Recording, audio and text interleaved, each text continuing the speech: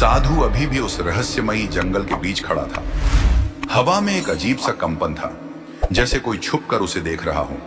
तांत्रिक और उस लड़की की आत्मा से मिली लड़ाई के बाद उसे लगा था कि सब खत्म हो गया, लेकिन यह उसकी सिर्फ एक गलत फहमी थी।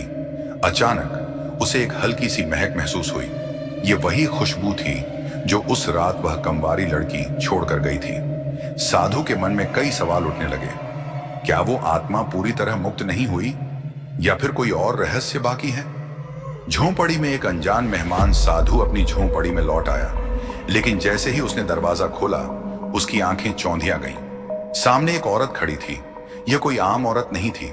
उसकी आंखें गहरी काजल से भरी हुई थीं, लंबे खुले बाल और लाल रंग की साड़ी। वह बेहद हसीन थी, लेकिन उसकी आंखों में एक गहरा दर्द झलक रहा था। बाबा, मेरी मदद करो, उसने थरथराती आवाज में कहा। साधु ने गौर से उसकी ओर देखा। यह कोई साधारण औरत नहीं थी। उसकी मौजूदगी में एक अजीब सा जादू था। एक नई रहस्यमयी कहानी। साधु ने उसे अंदर बुलाया और पूछा, तुम कौन हो और इस जंगल में क्या कर रही हो? औरत ने कांपते हुए बताया, मेरा नाम सुरभि है। मैं एक अभिशप्त औरत हूं। मुझे इस जंगल से बाहर निकलने का रास्ता नहीं मिल रहा। ऐसा लगता है जैसे कोई अदृश्य ताकत मुझे रोक रही हो। साधु ने उसके चेहरे की तरफ देखा। उसकी आंखों में डर और उदासी के साथ साथ एक अजीब सा आकर्षण भी था। अदृश्य खिंचाव। साधु को एहसास हुआ कि उसके अंदर अजीब सी हलचल हो रही है। यह औरत उसके हृदय में एक अजीब सी बेचैनी जगा रही थी। वह खुद को रोकना चाहता था, लेकिन इस औरत की मौजूदगी में एक अदृश्य खिंचाव था। साधु ने खुद को संभालते हुए कहा, इस जंगल में हर चीज का कोई ना कोई कारण होता है। तुम यहां क्यों आई हो? सुरभि ने एक लंबी सांस ली और कहा, बाबा, मैं खुद नहीं जानती कि मैं कौन हूं, लेकिन इतना जानती हूं कि मैं इस जंगल से बाहर नहीं निकल सकती। ऐसा लगता है जैसे मैं यहां बंधी हुई हूं। रहस्यमयी रात घिर चुकी थी और झोंपड़ी के बाहर घना अंधेरा था। साधु ने मशाल जलाई और सुरभि की तरफ देखा। वह थकी हुई लग रही थी। उसकी सांसें तेज चल रही थीं।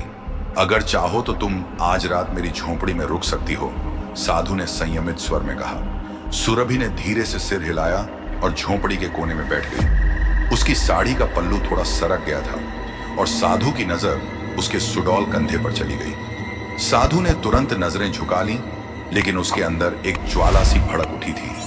एहसासों की जंग रात गहरी होती जा रही थी। साधु ध्यान करने की कोशिश कर रहा था, लेकिन उसका मन सुरभि की ओर खींचा जा रहा था। यह क्या हो रहा है मुझे?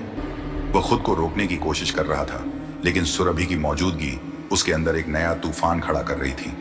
तभी सुरभि की हल्की सी आवाज आई, बाबा, क्या आप सो चुके हैं? साधु ने आंखें खोली और कहा, नहीं, बताओ। सुरभि धीरे धीरे उसके करीब आ गई। मुझे बहुत डर लग रहा है, क्या मैं आपके पास बैठ सकती हूं? अनजाना एहसास। साधु का दिल जोर जोर से धड़कने लगा। यह वही स्थिति थी जिससे उसने पहले भी खुद को बचाया था, लेकिन इस बार सुरभि सिर्फ कोई आत्मा नहीं थी। वह एक मांस और खून से बनी औरत थी। साधु ने खुद को शांत करने की कोशिश की, लेकिन उसकी धड़कनों की गति बढ़ रही थी। सुरभि ने अपना नर्म हाथ उसके हाथ पर रखा और कहा, मुझे नहीं पता कि मैं कौन हूं, लेकिन मुझे ऐसा लगता है कि मैं आपको बरसों से जानती हूं। सच्चाई का खुलासा। साधु ने झटके से अपना हाथ खींच लिया और कहा, यह माया है सुरभि, यह सब सिर्फ एक छलावा है। सुरभि की आंखों में गहरी उदासी आ गई। उसने कहा, अगर यह माया है तो यह इतनी सजीव क्यों लग रही है? साधु के पास इसका कोई जवाब नहीं था। जंगल की सच्चाई तभी झोंपड़ी के बाहर एक भयंकर आंधी चलने लगी। साधु ने बाहर झांका तो देखा वह तांत्रिक फिर लौट आया था। उसने जोर से कहा, साधु, तुम फिर से मेरी योजना को विफल नहीं कर सकते। सुरभि कोई आम औरत नहीं है, वह मेरे बनाए हुए माया जाल का हिस्सा है। साधु चौंक गया। तो क्या सुरभि भी एक छलावा थी? सुरभि की आंखों में आंसू आ गए। उसने साधु की तरफ देखा और कहा, मुझे माफ कर दो बाबा, मैं तुम्हें धोखा देना नहीं चाहती थी, लेकिन मैं भी इस जादू का हिस्सा बन चुकी थी।